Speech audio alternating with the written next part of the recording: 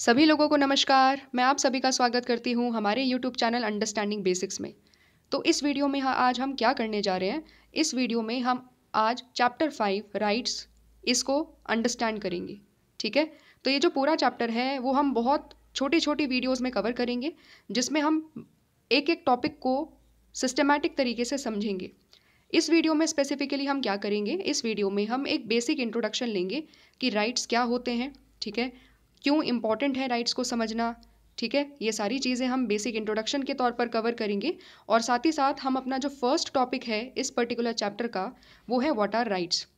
इस चीज़ को भी हम बहुत अच्छे तरीके से समझेंगे। So I would request you all कि आप फटाफट से अपनी एनसीईआरटी खोल लीजिए, साथ में रखिए एक पेंसिल, क्योंकि जैसा आप देख सकते हैं कि हमने बहुत सारी चीज़ें हैं जो हाईलाइट करी हुई है, जो रेड कलर से टिक मार्क करी हुई है। आपको भी साथ साथ में टिक मार्क करते हुए चलना है। इससे क्या होगा, इससे आप बेसिकली जब इस चैप्टर को दोबारा से गो थ्रू करोगे तो आपके लिए एक क्विक रिकॉल करना बहुत आसान हो जाएगा। ठीक है, so I would request you all कि अगर आप चैनल पर पहली बार आए हैं सो प्लीज़ चैनल को एक बार लाइक और सब्सक्राइब ज़रूर कर दीजिए। ठीक है, बिना देरी करे चलिए शुरू करते हैं आज का जो हमारा टॉपिक है राइट्स का। देखिए, जब भी हम बात करते हैं राइट्स के बारे में, राइट्स का मतलब क्या होता है? राइट्स का मतलब होता है कुछ सर्टन अधिकार। ठीक है, राइट्स को हिंदी में क्या कहते हैं? हम लोग कहते हैं अधिकार। तो राइट्स की जब भी बात आ जाती है तो हम क्या हो जाते हैं, जब भी हमें ऐसा लगता है कि हमारे राइट्स के ऊपर कोई आँच आ रही है तो हम सीधा उठ जाते हैं। सब लोग एक साथ इकट्ठा हो जाते हैं और बोलने लगते हैं कि ये गलत है, इससे हमारे अधिकारों का हनन हो रहा है, हमारे राइट्स क्या हो रहे हैं, वायलेट हो रहे हैं। ठीक है, हम अपने आसपास डेली बेसिस पर कोई ना कोई ऐसे मूवमेंट्स देखते रहते हैं, कुछ ना कुछ ऐसा प्रोटेस्ट ज़रूर देखते रहते हैं जिसमें हम ये देखते हैं कि लोग अपने राइट्स के लिए लगातार आवाज़ उठा रहे हैं। ठीक है, तो जो इंट्रोडक्शन आपकी बुक में दिया हुआ है, इससे इस पर्टिकुलर इंट्रोडक्शन में हमें एक बेसिक आइडिया लगेगा कि राइट्स क्या होते हैं, साथ ही साथ कौन कौन से राइट्स हैं जिसके लिए लोग आवाज़ उठाते हैं, और भी अदर अदर इंपॉर्टेंट चीज़ें हम पढ़ेंगे। तो चलिए एक बार देखते हैं कि इंट्रोडक्शन में क्या दिया हुआ है। पहली लाइन कहती है इंट्रोडक्शन की, मैं रीड कर रही हूँ, आप भी साथ साथ फॉलो करते चलिएगा। In everyday life we often talk of our rights. ठीक है, हमें पता भी है कि जब भी हम अपनी डेली बेसिस पर बात करते हैं तो हमेशा हम बात करते हैं कि ये मेरा राइट है। ठीक है, मुझे स्कूल में जाने दो, मुझे एक तरीके से अच्छी एजुकेशन गेन करने दो, साथ ही साथ मुझे कौन सी स्ट्रीम लेनी है ये मेरा राइट होना चाहिए मुझे चूज़ करना, है ना। इट शुड नॉट बी कि मेरे पेरेंट्स मुझे इम्पोज कर रहे हैं कि भाई तुम आर्ट्स मत लो, तुम साइंस ही लो। ठीक है, इस तरीके से बार बार हम अपने आप को बोलते रहते हैं, अपने लोगों को बताते रहते हैं कि ये मेरा अधिकार है, और अगर मेरा अधिकार ये है तो आप मुझे नहीं बता सकते कि मुझे मेरे अधिकारों को कैसे एक्सरसाइज करना है ना। करते हैं ना हम लोग यही चीज़। ठीक उसी तरीके से अगर आप देखोगे हमारे आसपास, अगर हम अपनी सोसाइटी में ऑब्जर्व करेंगे चीज़ें, तो हम देखेंगे फार्मर्स को।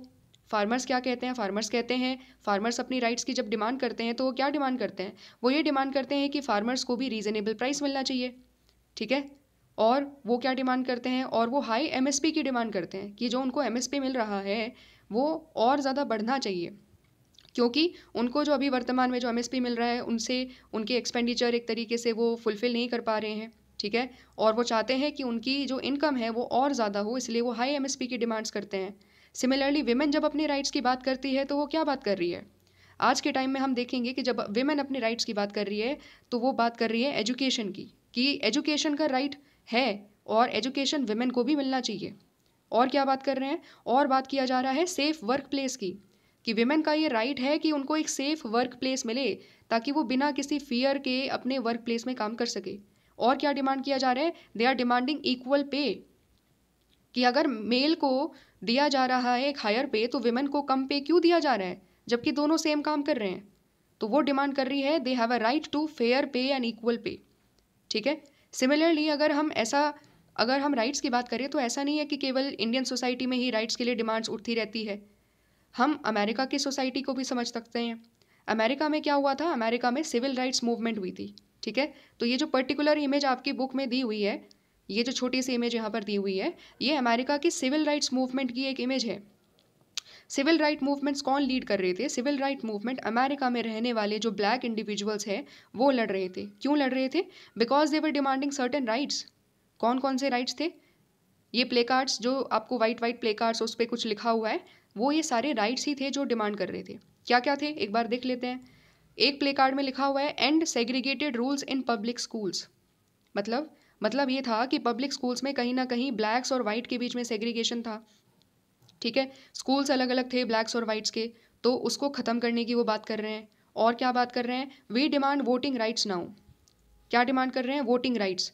मतलब ये हुआ कि उन लोगों के पास वोटिंग राइट्स नहीं थे, ब्लैक्स के पास, अमेरिका में जो ब्लैक्स थे उनके पास क्या थे, वोटिंग राइट्स नहीं थे। और क्या बोला जा रहा है, जॉब्स फॉर ऑल नाउ। मतलब कहीं ना कहीं जो हाई पेइंग जॉब्स हैं वो भी इवन ब्लैक्स अप्लाई नहीं कर सकते थे उस चीज़ के लिए, और अच्छी पेइंग जॉब्स में भी ब्लैक नहीं जा सकते थे। तो ये सारे क्या थे, ये सारे वो राइट्स थे जो उनको मिलने चाहिए थे बट नहीं मिल रहे थे। इसीलिए उन्होंने इस पर्टिकुलर मूवमेंट को लीड करा, सिविल राइट्स मूवमेंट को लीड करा और अपने राइट्स की डिमांड रखी। तो इन सभी एग्जाम्पल से हमने क्या समझा, हमने ये समझा कि अगर किसी इंडिविजुअल को जो उसका डिजर्विंग राइट है, जो उसको मिलना चाहिए, अगर वो नहीं मिलता है तो वो अपने राइट्स के लिए आवाज़ उठाता है, ठीक है। तो अब हम नेक्स्ट लाइन की तरफ चलते हैं, यही लाइन कंटिन्यू करेंगे। क्या बोलता है, as a member of democratic country we may speak of such rights as right to vote, right to form political parties and right to contest elections. जब हम डेमोक्रेटिक कंट्री में रहते हैं, डेमोक्रेसी का मतलब क्या है, डेमोक्रेसी का मतलब यही है कि लोगों को कुछ सर्टन राइट्स दिए जाएंगे, ठीक है। और हमें पता है कि हमें कुछ सर्टन पॉलिटिकल राइट्स मिलते हैं, जैसे कि right to vote, right to form political parties and right to contest elections. ये क्यों ज़रूरी है, ये इसलिए ज़रूरी है क्योंकि ये हमें मदद करते हैं कि हम खुद अपने रिप्रेजेंटेटिव्स को चूज़ कर सके, ठीक है। और ये क्या है, ये एक तरीका है जिसके ज़रिए हम ये इंश्योर कर सकते हैं कि हमारे रिप्रेजेंटेटिव्स हमारे लिए काम करे, हमारे राइट्स को प्रोटेक्ट करे। और क्या दिया हुआ है, और ये देते हैं कि people today are making new demands for the rights. कुछ नई डिमांड्स भी आ रही है राइट्स के लिए, कौन कौन सी है एक बार देखते हैं। राइट टू इन्फॉर्मेशन की, राइट टू क्लीन एयर की, या right to safe drinking water की। राइट टू इन्फॉर्मेशन की अगर हम बात करें तो ये बहुत इंपॉर्टेंट राइट है। क्यों इंपॉर्टेंट है, क्योंकि हमें ये जानकारी होनी चाहिए कि गवर्नमेंट क्या कर रही है, गवर्नमेंट कौन से डिसीजंस के ऊपर डिलिब्रेशन कर रही है, ठीक है। अगर हमारा कोई काम है, सपोज़ मुझे आधार कार्ड बनवाना है, ठीक है, मैंने आधार कार्ड के लिए अप्लाई करा, या सपोज़ मैंने वोटर आईडी कार्ड के लिए अप्लाई करा, तो अगर वो काम नहीं हो रहा है तो मुझे जानकारी होनी चाहिए कि वो काम क्यों नहीं हो रहा है, कहाँ फंस गया है मेरा वो कार्ड, ठीक है। अगर कोई गवर्नमेंट रोड बनवा रही है तो मुझे इन्फॉर्मेशन होनी चाहिए कि गवर्नमेंट ने उस पर्टिकुलर रोड पर कितना खर्चा किया है, ठीक है। क्यों, क्योंकि हम सिटीज़न हैं, गवर्नमेंट हमारे प्रति अकाउंटेबल है। मुझे जानकारी होनी चाहिए कि हम अगर टैक्स पे कर रहे हैं तो उसका यूज़ कहाँ किया जा रहा है, होनी चाहिए कि नहीं होनी चाहिए, है ना। ये राइट टू इन्फॉर्मेशन इसलिए इतना इंपॉर्टेंट है क्योंकि ये गवर्नमेंट के ऊपर ये जिम्मेदारी डालता है कि जो नागरिक पूछना चाहे आपसे, जो जानकारी आपसे लेना चाहे, आपको वो देनी पड़ेगी, ठीक है। इसीलिए गवर्नमेंट डिपार्टमेंट्स क्या करते हैं, गवर्नमेंट डिपार्टमेंट से हम कोई भी इन्फॉर्मेशन ले सकते हैं, केवल और केवल एक आरटीआई को फाइल करना है हम लोगों को, ठीक है। ये चीज़ आप बहुत ज़्यादा अच्छे तरीके से और हायर क्लासेस में पढ़ोगे, लेकिन बस यहाँ पर हमें ये समझना है कि आरटीआई, राइट टू इन्फॉर्मेशन, एक बहुत इंपॉर्टेंट राइट है हम लोगों का, ठीक है। और क्या है, नई डिमांड्स और क्या उठ रही है, क्लीन एयर की डिमांड उठ रही है। क्लीन एयर, क्योंकि हमें पता है पोल्यूशन इतना ज़्यादा हो गया है, ठीक है। तो हम क्या कह रहे हैं कि भाई हमें कम से कम एक ऐसी क्लीन एयर तो दे दो जिसमें हम ढंग से जी सके, अदरवाइज़ बहुत ज़्यादा सफोकेशन हो जाती है, बहुत सारे लोगों के लिए दिक्कतें हो जाती है, खासतौर पर जिनको ब्रीदिंग प्रॉब्लम्स हैं, ठीक है। और क्या है, सेफ ड्रिंकिंग वाटर। ये सारी राइट्स है। अगर आप देखोगे तो कुछ समय पहले, लगभग 15 साल या 20 साल पहले, इन राइट्स के ऊपर डिमांड्स नहीं उठती थी कि हमें ये राइट दे दो। लेकिन जैसे जैसे इन्वायरमेंटल डिग्रेडेशन होता गया, जैसे जैसे चेंजेस आते चले गए, तो हमारे लिए ये प्रॉब्लम्स बनती चली गई, और हम इसीलिए डिमांड कर रहे हैं कि हमें क्लीन एयर मिलना चाहिए और साथ ही साथ सेफ ड्रिंकिंग वाटर मिलना चाहिए, ठीक है। और क्या बोला गया है राइट्स के बारे में, ये कहते हैं कि rights are claimed not only in relation to our political and public lifes but also in relation to our social and personal relationship. तो राइट्स ऐसा नहीं है कि केवल क्योंकि हमें कुछ पॉलिटिकल राइट्स चाहिए, हमारी पॉलिटिकल लाइफ है, साथ ही साथ हमारी एक पब्लिक लाइफ है, तो केवल उसी में ही हमें कुछ सर्टन राइट्स चाहिए, ऐसा नहीं है। हमें अपनी सोशल और पर्सनल रिलेशनशिप में भी कुछ सर्टन राइट्स चाहिए। इसका मतलब समझना है, चलो एग्जाम्पल से समझते हैं, चीज़ें और ज़्यादा क्लियर हो जाएगी। देखो, जब हम अपनी सोशल रिलेशनशिप की बात करते हैं तो हम अपनी सोसाइटी की रिलेशनशिप की बात कर रहे हैं, ठीक है। हम सोसाइटी में रहते हैं, ठीक है। तो सोसाइटी में क्या क्या करते हैं, हम अपने रिलीजन को एक्सप्रेस करते हैं। तो हम यहाँ पर क्या बोलेंगे कि जितनी भी माइनॉरिटीज़ हैं उन सभी को ये फ्रीडम होना चाहिए कि वो अपने रिलीजन को सही तरीके से एक्सप्रेस कर सके, उसको प्रैक्टिस कर सके, उनके ऊपर कोई रिस्ट्रिक्शंस नहीं होने चाहिए। कहते हैं कि नहीं कहते हैं, तो वो हो गया हमारा सोशल रिलेशनशिप, जिसमें हम कुछ सर्टेन राइट्स की डिमांड करते हैं। ठीक है। कोई कहता है कि हमें एसोसिएशन बनाना है, किसी को एनजीओ बनाना है, किसी को और कुछ बनाना है। तो ये सारी सोशल रिलेशनशिप है जिसमें हम जो चीज़ करना चाहे उसके लिए भी हमें कुछ सर्टेन राइट्स चाहिए। सिमिलरली जब हम पर्सनल रिलेशनशिप की बात करते हैं तो उसमें भी हमारे कुछ सर्टेन राइट्स हैं, जैसे कि right to marry person of one's choice. मतलब क्या हुआ कि अगर किसी व्यक्ति को शादी करनी है तो उसके पास ये राइट है कि वो अपनी जो चॉइस का जो इंडिविजुअल है उनके साथ वो मैरिज कर सकते हैं। ये क्या होगी? ये होगी पर्सनल रिलेशनशिप में राइट। ओके। और क्या हो गया? डोमेस्टिक वायलेंस के खिलाफ विमेन को राइट्स मिला है कि अगर कोई डोमेस्टिक वायलेंस उनके साथ करता है, उनका हस्बैंड या फिर उनकी फैमिली, तो फिर क्या होगा? विमेन के पास ये राइट है कि वो पुलिस के पास जा सकती है और कंप्लेन कर सकती है। ठीक है। ये दो एग्जाम्पल्स हमने समझे और हमने समझा कैसे राइट्स केवल पब्लिक लाइफ में नहीं है, हमारी जब पर्सनल लाइफ की भी बात आएगी ना तो उसमें भी हम कुछ सर्टेन राइट्स को एक्सरसाइज करते हैं। क्लियर हो गया? और क्या है, ऐसा ही नहीं है कि राइट्स केवल और केवल अडल्ट ह्यूमन बींग्स को मिले हैं, ऐसा नहीं है। इसका मतलब क्या हुआ कि rights are also available for children, बच्चों के लिए भी राइट्स है। क्या एग्जाम्पल है? एग्जाम्पल से हम समझ लेंगे। जैसे कि अगर हम इंडियन कॉन्स्टिट्यूशन की बात करें, राइट टू एजुकेशन हम सभी ने पढ़ा हुआ है। तो राइट टू एजुकेशन क्या है? राइट टू एजुकेशन बच्चों के लिए एजुकेशन देने की बात करता है। और क्या है?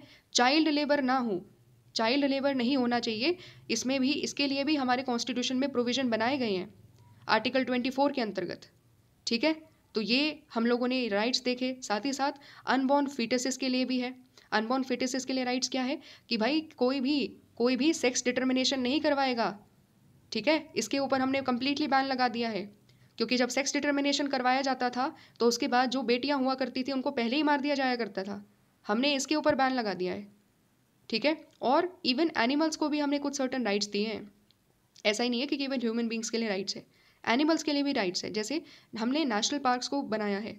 नेशनल पार्क में अगर कोई हंटिंग करता है जाकर, ठीक है, तो हमारे पास एक पर्टिकुलर एक्ट है जिस एक्ट का नाम है वाइल्ड लाइफ प्रोटेक्शन एक्ट। इसको समझने की, मतलब इसके बारे में बहुत ज़्यादा आपको जानने की ज़रूरत नहीं है वाइल्ड लाइफ प्रोटेक्शन एक्ट क्या है क्या नहीं है। ये केवल आपको एक एग्जाम्पल के तौर पर बताया जा रहा है ताकि आप समझ सको कि एनिमल्स के लिए किस प्रकार के राइट्स हैं। अगर कोई एनिमल्स को हंट करेगा तो बहुत ज़्यादा बड़ी पनिशमेंट इस particular act wild life protection act के अंतर्गत उन इंडिविजुअल्स को दी जा सकती है। क्यों? क्योंकि हम अपने एनिमल्स, कंट्री में रहने वाले जितने भी एनिमल्स हैं उनके राइट्स के भी प्रोटेक्शन के लिए हमने लॉज बनाए हुए हैं। ठीक है। ये अंडरस्टैंडिंग क्यों करी, इतने एग्जाम्पल्स क्यों पढ़े? इसलिए समझने के लिए कि राइट्स का जो डायमेंशन है वो कितना ज़्यादा वाइड है। केवल कुछ चीज़ें जो फंडामेंटल राइट्स हमें हमारे कॉन्स्टिट्यूशन में दिए हुए हैं, केवल वही राइट्स नहीं हैं। वो इम्पॉर्टेंट है, फंडामेंटल राइट्स इंपॉर्टेंट है, लेकिन साथ साथ जब हम राइट्स की बात करेंगे तो राइट्स का डायमेंशन बहुत बड़ा है। ठीक है। और क्या पढ़ेंगे इस पर्टिकुलर चैप्टर में? और हम लोग 3 इंपॉर्टेंट ऑब्जेक्टिव्स को पढ़ेंगे जो मैंने ग्रीन कलर से हाईलाइट करे हुए हैं। तो हम लोग सबसे पहले समझेंगे what do we mean when we speak of rights. क्या मतलब है जब हम राइट्स के बारे में बोलते हैं। ठीक है। What do we mean by that, हम उस चीज़ को बहुत अच्छे तरीके से समझेंगे। दूसरा, what is the basis on which rights are claimed, किस बेसिस पर राइट्स को क्लेम किया जाता है, कि क्या हम ह्यूमन बींग्स हैं तो इसीलिए हमें राइट्स मिलने चाहिए, या हम अगर सिटीज़न हैं तो उसकी वजह से हमें राइट्स मिलने चाहिए। तो ह्यूमन बींग्स के नाते भी हमें कुछ राइट्स मिलते हैं, सिटीज़न होने के नाते भी हमें कुछ राइट्स मिलते हैं। क्या इसके अलावा भी कोई और बेसिस है जिसके बेसिस पर हमें राइट्स मिलते हैं? और क्या अंडरस्टैंडिंग करनी है? ये सारी चीज़ें हम अंडरस्टैंड करेंगे। ठीक है। धीरे धीरे सिस्टमैटिक तरीके से हम अलग अलग वीडियोस में इन्हीं टॉपिक्स के बारे में डिस्कस करेंगे। और क्या है, what purpose do rights serve and why are they so important, क्या पर्पस है जो राइट्स सर्व करते हैं, क्यों इम्पॉर्टेंट है राइट्स। ठीक है। उस चीज़ को हम बहुत अच्छे तरीके से अंडरस्टैंड करेंगे। ठीक है। तो ये हमने क्या लिया, ये हमने एक ब्रीफ ओवरव्यू लिया है कि हम क्या पढ़ने जा रहे हैं। ठीक है। कौन कौन सी नई नॉलेज है जो हम इस पर्टिकुलर चैप्टर के ज़रिए समझने जा रहे हैं, और सबसे ज़रूरी चीज़ कि कौन कौन सी ऐसी नई चीज़ें हैं जो हम समझेंगे और जो हमें समझने में हमें समझने के लिए ज़रूरी भी है, क्योंकि हम एक पॉलिटिकल साइंस के स्टूडेंट हैं। तो हम राइट्स के बारे में हमें जितना ज़्यादा पता होगा उतना ज़्यादा अच्छा होगा, क्योंकि अगर कभी भी फ्यूचर में या अभी भी जिस कंडीशन में अभी हम लोग हैं, हमारी फैमिली में या हमारी सोसाइटी में किसी भी तरीके से हमारी किसी भी राइट्स का वायलेशन अगर हो रहा है तो हम जागरूक बनेंगे, हम अवेयर होंगे कि हमारे राइट्स क्या है, और साथ ही साथ अगर राइट्स का वायलेशन किया जा रहा है तो किस तरीके से उसके प्रति आवाज़ उठानी है। तो ये होगा उसका प्रैक्टिकल एप्लीकेशन, जो हम नॉलेज पढ़ेंगे उसका प्रैक्टिकल एप्लीकेशन इस तरीके से हम करेंगे। ठीक है, तो बहुत मज़ेदार होने वाला है चैप्टर। और अगर आपकी एक सेकंड बुक भी है, ठीक है, इंडियन कॉन्स्टिट्यूशन एट वर्क, उसमें चैप्टर 2 फंडामेंटल राइट्स दिया हुआ है। तो उसमें जो हम चीज़ें पढ़े हैं ना, अगर आपने वो चैप्टर पढ़ लिया है तो उसकी भी बहुत सारी चीज़ें ऐसी हैं जो हम इस चैप्टर में भी पढ़ेंगे। तो दोनों बुक के जो आइडियाज़ हैं बहुत ज़्यादा सिमिलर है अगर हम राइट्स टॉपिक की बात करेंगे, ठीक है। तो हम साथ साथ में लिंक करते हुए चलेंगे टॉपिक जो आपकी सेकंड बुक है उसके साथ, ठीक है। अब हम फर्स्ट टॉपिक की तरफ चलते हैं। टॉपिक का नाम है व्हाट आर राइट्स। सबसे पहला टॉपिक पता होना चाहिए ना, किसी भी चीज़ को समझने से पहले पता होना चाहिए कि जिसके बारे में हम पढ़ रहे हैं वो क्या है और क्यों पढ़ रहे हैं। ये 2 क्वेश्चन तो बहुत फंडामेंटल क्वेश्चन है। हमेशा किया करो, जब भी कोई नई चीज़ पढ़ने जा रहे हो क्वेश्चन किया करो कि इसका मतलब क्या है और हम इस चीज़ को पढ़ क्यों रहे हैं, ठीक है। तो शुरू करते हैं, अंडरस्टैंड करते हैं what are rights. Right is essentially an entitlement और अ जस्टिफाइड क्लेम, ठीक है। राइट्स क्या है? राइट्स बेसिकली एक एंटाइटलमेंट है। देखो, एंटाइटलमेंट का मतलब होता है जिस चीज़ के लिए हम एलिजिबल होते हैं, ठीक है। जिस चीज़ के लिए हम क्या होते हैं, एलिजिबल होते हैं। जैसे फॉर एग्जांपल, अगर हम इंडिया के सिटीज़न हैं तो हम एलिजिबल हो जाते हैं कि हमें कुछ सर्टन राइट्स दिए जाएंगे, ठीक है। और क्या बोला जाता है, राइट्स एक एंटाइटलमेंट के साथ साथ एक जस्टिफाइड क्लेम भी है, ठीक है। तो एक तरफ हम राइट्स को कहते हैं कि एक एंटाइटलमेंट है और साथ ही साथ क्या बोलते हैं कि ये एक जस्टिफाइड क्लेम भी होता है। जस्टिफाइड क्लेम का मतलब क्या है? क्लेम का मतलब होता है एक डिमांड, ठीक है। एक ऐसी डिमांड जो एक इंडिविजुअल कर सकता है और वो जस्टिफाइड है। जस्टिफाइड का मतलब क्या है कि वो सही डिमांड है। हम अगर कोई चीज़ डिमांड कर रहे हैं तो हम बता रहे हैं कि हम वो चीज़ डिमांड क्यों कर रहे हैं। एग्जाम्पल लें, जैसे फॉर एग्जाम्पल, अगर एक गरीब बच्चा है, वो डिमांड कर रहा है, वो एक जस्टिफाइड क्लेम कर रहा है कि उसको एक एजुकेशन मिलनी चाहिए, उसको भी एजुकेशन मिलनी चाहिए जैसे बाकी बच्चों को मिल रही है। तो अगर एक गरीब बच्चा एजुकेशन की डिमांड कर रहा है तो क्या ये क्लेम जस्टिफाइड है या नहीं है? बिल्कुल जस्टिफाइड है, ठीक है। ये क्लेम क्या है? बिल्कुल जस्टिफाइड क्लेम है। तो हमने क्या पढ़ा? राइट्स एक एंटाइटलमेंट होते हैं या हम राइट्स को क्या कहते हैं, एक जस्टिफाइड क्लेम कह देते हैं, ठीक है। It denotes what we are entitled to as citizens, as individuals and as human beings. इसका मतलब हमें पता है कि हम एक सिटीजन भी है, हम एक इंडिविजुअल भी है और साथ ही साथ हम एक ह्यूमन बींग्स भी है ना। तो जो इन सभी वर्चूज़ की वजह से ह्यूमन बींग्स होने के नाते, सिटीजन्स होने के नाते जो चीज़ हम क्लेम कर सकते हैं, जो चीज़ के लिए हम एलिजिबल होते हैं, हम उनको क्या कहते हैं? हम उनको राइट्स कहते हैं, ठीक है। अंडरस्टैंडिंग हो गई। और क्या दिया हुआ है? It is something that we considered to be due to us. Due का मतलब क्या होता है? ड्यू का मतलब होता है जो हम डिजर्विंग करते हैं, ठीक है। जैसे फॉर एग्जाम्पल, इसको ऐसे समझो, एक कोई डिसेबल्ड इंडिविजुअल है, ठीक है। डिसेबल्ड इंडिविजुअल का ये ड्यू हो जाता है कि उसको कम से कम व्हील चेयर तो मिले ताकि वो इजीली मूवमेंट कर पाए, है ना।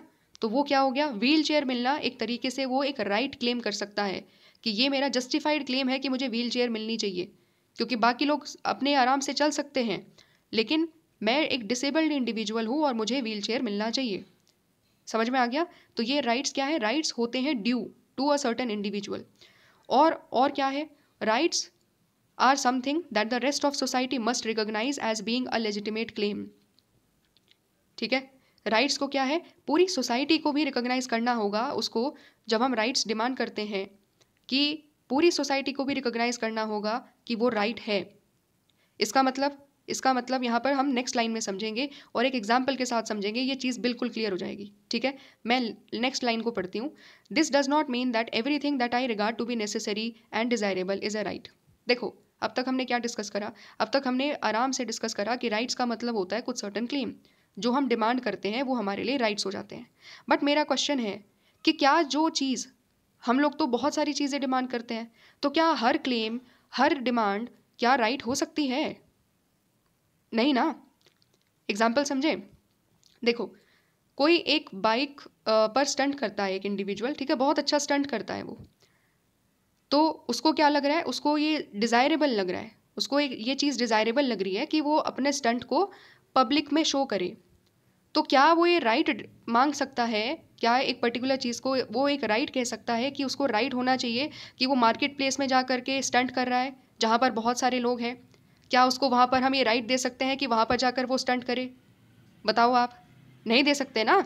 ये राइट नहीं मांग सकता वो ये नहीं कह सकता कि उसका राइट है कि वो वहाँ पर जा कर के स्टंट करे, क्योंकि जब वो स्टंट करेगा, बाइक से स्टंट करेगा, तो हो सकता है बहुत ज़्यादा क्या हो सकता है, किसी के साथ कोई एक्सीडेंट हो सकता है, क्योंकि पब्लिक प्लेस है, मार्केट प्लेस है, भीड़ रहती है, लोग आते जाते रहते हैं, और इस सिचुएशन में अगर ऐसी चीज़ें करी गई तो बहुत ज़्यादा खतरा हो सकता है दूसरों लोगों की लाइफ के ऊपर।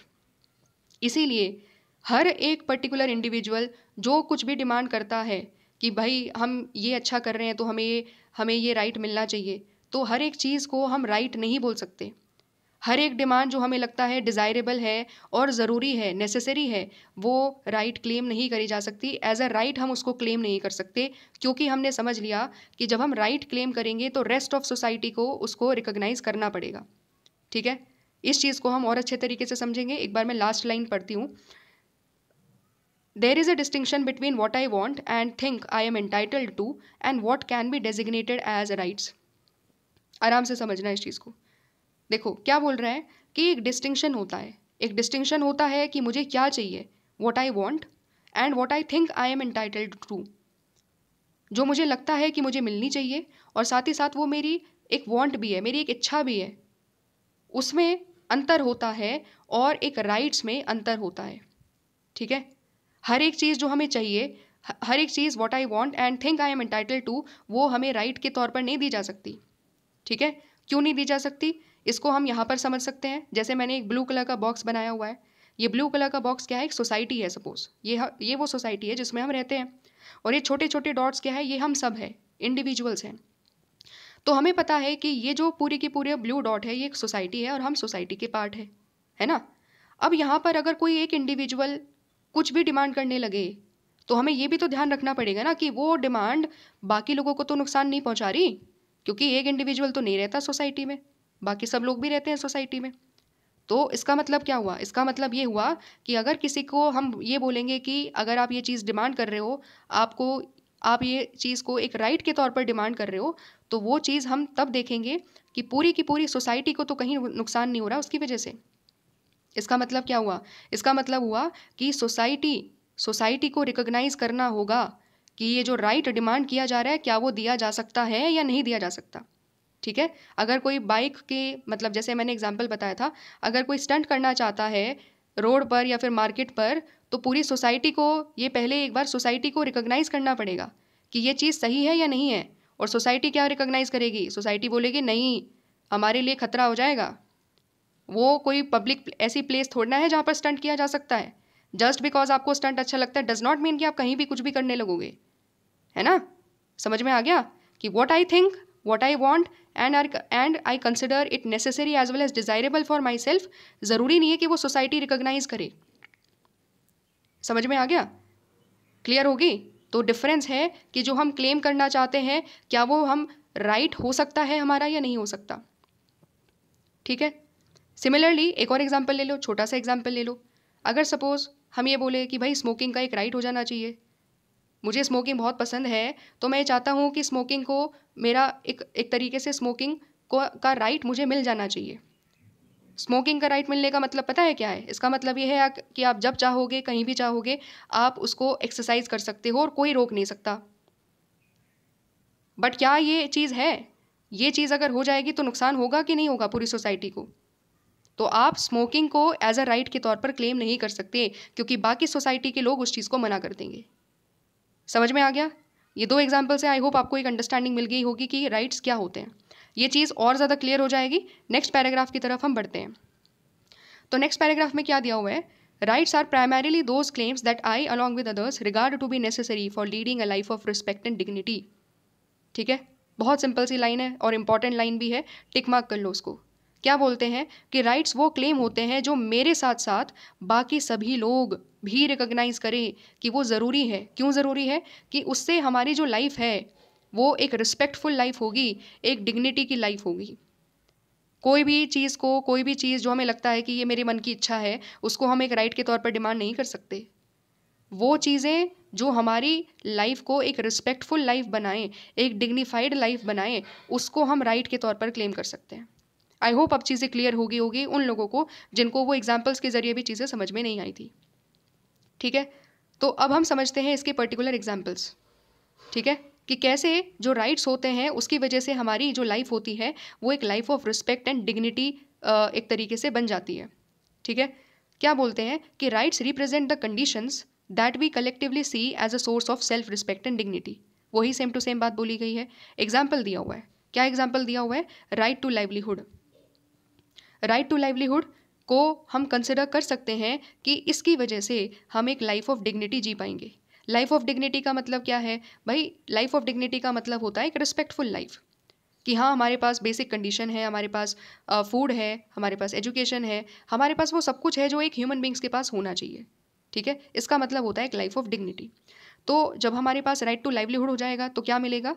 हम एम्प्लॉयड होंगे। ठीक है, और साथ ही साथ जब हम एम्प्लॉयड होंगे it gives a person economic independence. Employed होंगे तो क्या मिलेगी? हमें इकोनॉमिक इंडिपेंडेंस मिलेगी। और जब इकोनॉमिक इंडिपेंडेंस होगी तो ऑफकोर्स डिग्निटी आ ही जाएगी, क्योंकि हमारे पास पैसे हैं, हम सब कुछ अपनी जो बेसिक नीड्स है उसको फुलफिल कर सकते हैं। और क्या होगा? जब हमारी बेसिक नीड्स फुलफिल हो जाएगी तो उसकी वजह से हमें क्या मिलेगा? फ्रीडम मिलेगा। Having our basic needs met gives us freedom to pursue our talents and interest. जब हमारे पास फ्रीडम होगा तो क्या कर सकते हैं? हम अपने टैलेंट्स और हम अपने इंटरेस्ट को परस्यू कर सकते हैं कि नहीं कर सकते? बिल्कुल कर सकते हैं। जब हमारे पास बेसिक चीज़ें आ गई, अब हम देख सकते हैं कि मुझे आगे पढ़ना है कि नहीं पढ़ना। ठीक है, हम हायर एजुकेशन में जाना चाहते हैं, सपोज कोई पीएचडी करना चाहता है या कोई अदर कॉम्पिटिटिव एग्जाम्स की तैयारी करना चाहता है, क्योंकि आपके पास इकोनॉमिक इंडिपेंडेंस है तो आप ये चीज़ कर सकते हो। ठीक है, और क्या है? तो ये हमने फर्स्ट एग्जाम्पल पढ़ा कि राइट टू लाइवलीहुड से हमें कैसे एक सेंस ऑफ डिग्निटी मिलेगा। दूसरा एग्जाम्पल क्या दिया हुआ है? दूसरा एग्जाम्पल दिया हुआ है right to express our selves freely. ये सेकेंड राइट का एग्जाम्पल है। ठीक है, जब हमें एक राइट मिलेगा कि हम अपने आप को एक्सप्रेस कर सकते हैं फ्री तरीके से, तो क्या होगा? क्या होगा? हम अपने आइडियाज़, अपने थॉट्स उसको आराम से और बहुत अच्छे तरीके से एक्सप्रेस कर पाएंगे, क्योंकि हमें पता है कि हम ह्यूमन बींग्स हैं, हमारे अंदर कुछ फीलिंग्स है, कुछ थॉट्स है, कुछ आइडियाज़ है, और वो हम दूसरों तक पहुंचाना चाहते हैं, है ना? इससे क्या होगा? This right gives us the opportunity to be creative and to be original. चाहे वो फिर राइटिंग में हो, डांस में हो, म्यूजिक में हो, या किसी और क्रिएटिव एक्टिविटी में हो, हम आराम से अपने आइडियाज़ को दुनिया तक पहुंचा सकते हैं। ठीक है, ये हमने अंडरस्टैंडिंग करी फ्रीडम ऑफ एक्सप्रेशन की। लेकिन freedom of expression democratic society में भी तो बहुत ज़्यादा ज़रूरी है। क्यों है डेमोक्रेटिक सोसाइटी में? इसीलिए इंपॉर्टेंट है because it allows for expression of beliefs and opinions. हमें पता है हम एक डेमोक्रेटिक सोसाइटी में रहते हैं, तो हमें ये भी बताना होगा कि ये लीडर अच्छा है, ये लीडर अच्छा नहीं है। हमें वो चूज़ भी करना होगा कि हमारे हिसाब से कौन सा लीडर ठीक है। ठीक है, हमें गवर्नमेंट को भी बताना होगा कि हमारी डिमांड्स क्या है। तो ये सारी चीज़ों के लिए फ्रीडम ऑफ एक्सप्रेशन चाहिए कि नहीं चाहिए? चाहिए ना?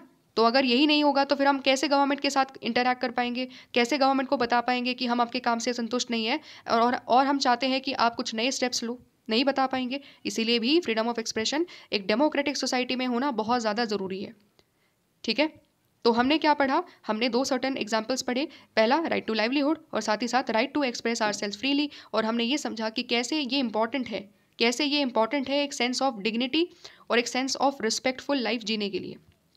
ठीक है, लास्ट लाइन में क्या दिया हुआ है? Rights such as right to livelihood और freedom of expression would be important for all human beings who live in society and they are considered as universal in nature. ये दो राइट्स जो है ना, ये सभी ह्यूमन बींग्स के लिए इंपॉर्टेंट है। सभी के लिए इंपॉर्टेंट है कि नहीं है? है ना? सभी ह्यूमन बींग्स को ये चीज़ें मिलनी चाहिए। और क्योंकि ये सभी ह्यूमन बींग्स को मिलनी चाहिए, इसीलिए हम इनको क्या कहते हैं? हम इनको कहते हैं कि ये यूनिवर्सल राइट्स हैं। ठीक है, these are called universal in nature. Why universal? Universal इसीलिए क्योंकि हम ये कह रहे हैं कि ये केवल कुछ सर्टन सेक्शन ऑफ सोसाइटी के लोगों को नहीं मिलनी चाहिए, ये सभी लोगों को मिलनी चाहिए। ठीक है, पूरी दुनिया में जितने भी ह्यूमन बींग्स हैं सभी लोगों को ये बेसिक चीज़ें, बेसिक राइट्स मिलने चाहिए। ठीक है, इसीलिए हम इसको क्या कहते हैं? हम इसको यूनिवर्सल कहते हैं। समझ में आ गया? अब हम नेक्स्ट पैराग्राफ की तरफ बढ़ते हैं। नेक्स्ट पैराग्राफ में एक और चीज़ बताई हुई है राइट्स के बारे में। अब तक हमने क्या जाना? अब तक हमने जाना कि राइट्स का मतलब होता है जस्टिफाइड क्लेम्स। ठीक है, बट बहुत ज़रूरी है कि राइट्स रिकॉग्नाइज होने चाहिए सोसाइटी के द्वारा। बिकॉज जो भी चीज़, जो भी क्लेम हमें लगता है कि हमारे लिए इंपॉर्टेंट है, ज़रूरी नहीं कि वो पूरी सोसाइटी रिकॉग्नाइज करे। जैसे अगर हमें लगता है कि हमारे लिए स्मोकिंग इंपॉर्टेंट है, डज नॉट मीन कि सोसाइटी रिकॉग्नाइज कर देगी स्मोकिंग को एज अ राइट। ठीक है, किसी को स्टंट करना पसंद है तो सोसाइटी रिकॉग्नाइज नहीं करेगी। क्यों?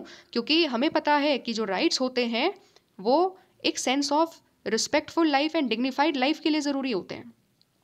ठीक है, और क्या दिया हुआ है राइट्स के बारे में? तो यहाँ पर ये कहते हैं rights have been claimed is that they are necessary for our well being.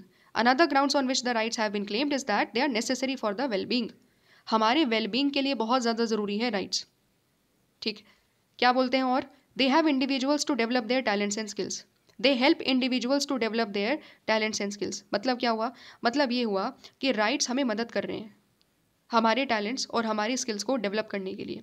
और इसीलिए क्या है, इसीलिए जब हमें पता है कि हमारे टैलेंट्स और वेलबींग्स के लिए ज़रूरी है राइट्स, तभी हम ये कह सकते हैं कि वो हमारी वेलबींग को इंश्योर करते हैं। एग्जाम्पल ले ले, एग्जाम्पल है जैसे कि सपोज राइट टू एजुकेशन। ठीक है, तो राइट टू एजुकेशन से क्या होगा, कैसे राइट टू एजुकेशन हमारे टैलेंट्स और स्किल्स को डेवलप करने में मदद करेगा।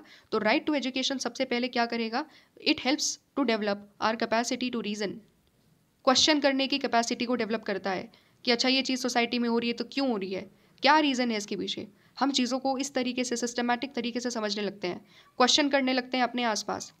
ठीक है, तो वो हो गया कैपेसिटी टू रीजन।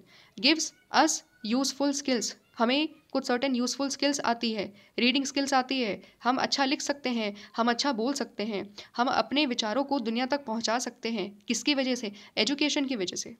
और क्या है, it enable us to make informed choices in our life. ठीक है, जब हम एक एजुकेटेड इंडिविजुअल हो जाते हैं तो हम डिफ्रेंशिएट करने लग जाते हैं कि ये चीज़ मेरे लिए ठीक है, ये चीज़ मेरे लिए ठीक नहीं है। साथ ही साथ रीज़न भी देते हैं कि अगर ये चीज़ सही है तो क्यों सही है। ठीक है, तो हम अपनी चॉइसेस को बनाने लगते हैं और वो चॉइसेस इन्फॉर्म्ड चॉइसेस हैं। ऐसा ही नहीं कि मैंने, अगर हम कोई भी एक चीज़ ले रहे हैं तो बस ऐसे ही। ठीक है, कुछ कुछ होता है ना, कभी कभी हम कहते हैं कि क्या हुआ, बस हम कह देते हैं कि ऐसे ही, बस ऐसे ही, कोई रीज़न नहीं है हमारे पास। तो वो एक तरीके से होता है अनइन्फॉर्म्ड चॉइसेस। ठीक है, हम जब एजुकेटेड होते हैं तो हम इन्फॉर्म्ड चॉइसेस लेते हैं कि अगर हम कोई डिसीजन ले रहे हैं, अगर हम किसी सब्जेक्ट को पढ़ रहे हैं तो हम इन्फॉर्मेशन के साथ पढ़ रहे हैं कि हम क्यों पढ़ रहे हैं उस पर्टिकुलर चीज़ को। ठीक है, तो वो होती है informed choices in the life.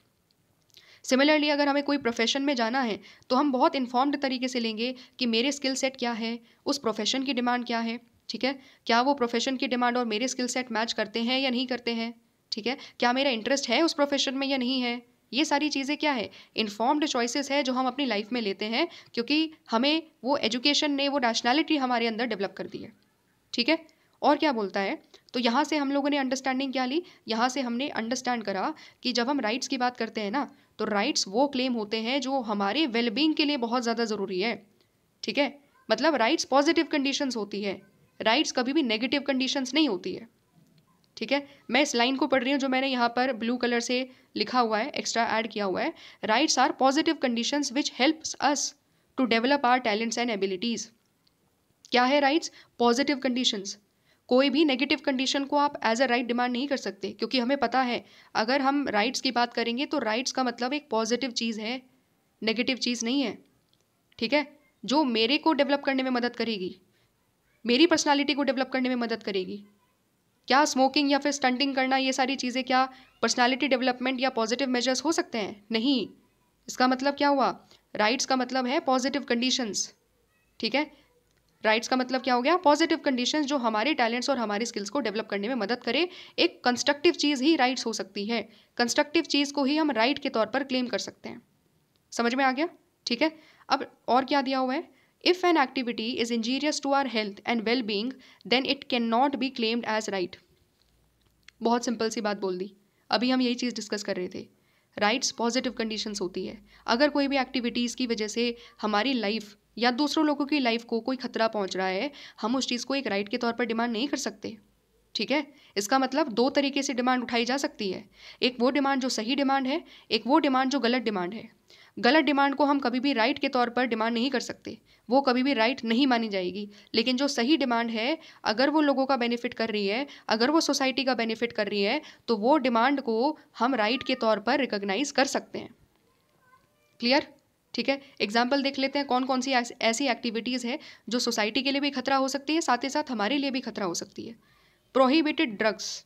ठीक है, ऐसे ड्रग्स जो प्रोहिबिटेड है, तो क्या होगा, अगर ऐसे ड्रग्स कोई लेगा तो वो इंजीरियस हो जाएगा ना, एक इंडिविजुअल की हेल्थ के लिए खतरा है। साथ ही साथ जो हमारी रिलेशनशिप है, they affect our relations with others. हमारी जो रिलेशनशिप है दूसरों व्यक्तियों के साथ, उसको भी वो अफेक्ट करेगा। किसी भी तरीके से पॉजिटिव तो कंट्रीब्यूशन कर नहीं रहा है कहीं पर भी।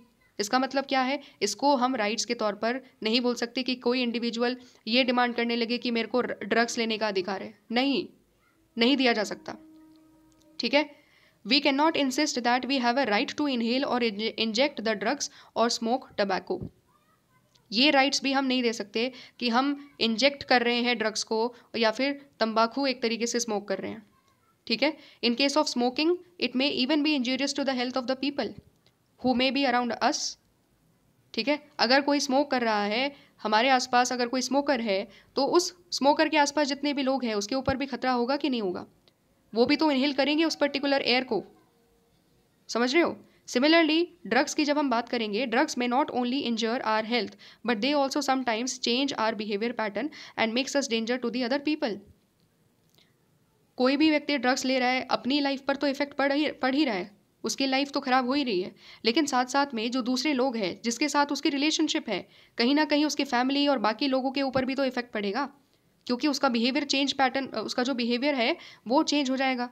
कोई भी बहुत ज़्यादा वायलेंट हो सकता है, अपने मेंटल जो उनकी मेंटल कंट्रोल है वो अपने दिमाग के ऊपर कंट्रोल भी एक तरीके से खो देते हैं, तो क्या हो रहा है, किसी के लिए भी खतरा हो सकता है। इससे हमने अंडरस्टैंडिंग क्या करी, इससे हमने ये अंडरस्टैंडिंग करी कि राइट्स का मतलब क्या है। राइट्स का मतलब होता है कुछ पॉजिटिव कंडीशंस जो हमें मदद करेगी, ना कि कुछ सर्टेन नेगेटिव कंडीशंस जो हमारे लिए भी खतरा है और साथ ही साथ पूरी सोसाइटी के लिए भी खतरा है, ठीक है।